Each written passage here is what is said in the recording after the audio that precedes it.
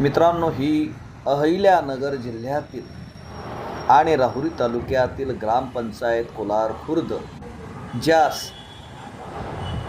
ग्राम सचिवालय असे नाव दिलेले आहे. या ग्रामपंचायतीचा कारभार म्हणजे जसा राजा तशी प्रजा अशाच पद्धतीचा म्हणावा लागेल.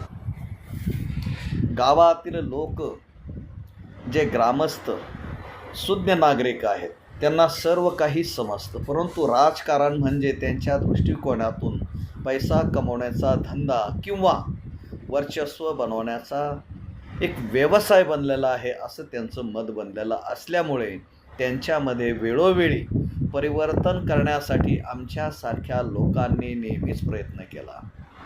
परंतु ग्रामपंचायत निवडणुकीमध्ये पैशाचा अफाट वापर करून मतदारांना पैशाने आणि इतर आर्थिक प्रलोभनाने त्यांना आकर्षित केले जाऊन नेहमीच परिवर्तनाची भाषा करणारे ग्रामस्थ कोलार खुर्द येथील बाकी त्या चक्रव्यूहातून आजपर्यंत बाहेर पडू शकलेले नाही. त्याला सर्वस्व कारण या गावातील ग्रामस्थ स्वतःच आहेत. राजकारणी येतील आणि जातील. आपण राहू किंवा नाही राहू तेही नाही, परंतु ही जमीन, ही पंचायत, हे रस्ते, ही वनराई सर्व काही याच ठिकाणी राहणार आहे.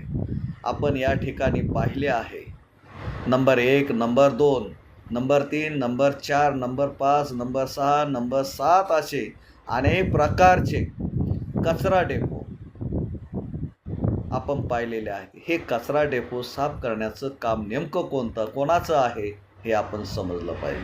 त्याचबरोबर ह्या व्हिडिओमध्ये आम्ही तुम्हाला या ठिकाणी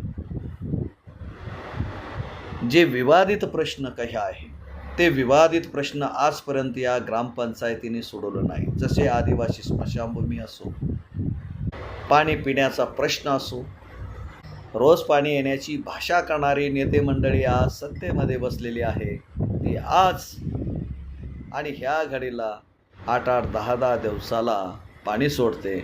प्रत्येक वेळेस पाणी लिकेज, पाईपलाईन फुटली, इथं खोदलं, तिथं पाईपलाईन फुटली, काम चालू आहे, दुरुस्ती आहे, असे अनेक बहाणे करून खोटे नाटे प्रकार ही ग्रामपंचायत आजवर गेल्या 50-60 वर्षापासून ग्रामस्थांना एनकेम मार्गे प्रताडित करत आहेत. मित्रांनो, आमचा हा व्हिडिओ आपणाला कसा वाटला? चांगला वाटला असेल तर जरूर लाईक करा आणि आमच्या चॅनलला सबस्क्राईब करायला बाकी विसरू नका. आणि तुमचे काही म्हणणे असेल तर जरूर मांडा, कॉमेंट करा, लाईक करा आणि सबस्क्राईब करा. धन्यवाद. आपण आमचा पूर्ण व्हिडिओ पाहिल्याबद्दल आपलं सर्वांचे आभार मानते.